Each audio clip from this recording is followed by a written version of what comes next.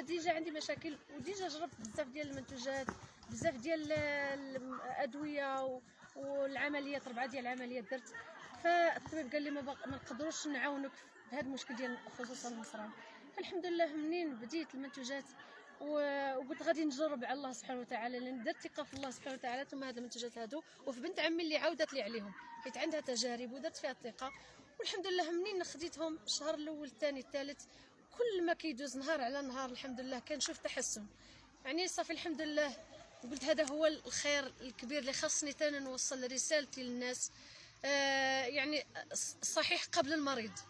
وبديت من داخل بيتي، ابن ديالي والبنتي والعائله، الاخوه والاخوات، والحمد لله الى يومنا هذا الحمد لله كنشوف غير تحسن وتحسن وتحسن. وهذه تجربه عندي الحاله العقم الحمد لله.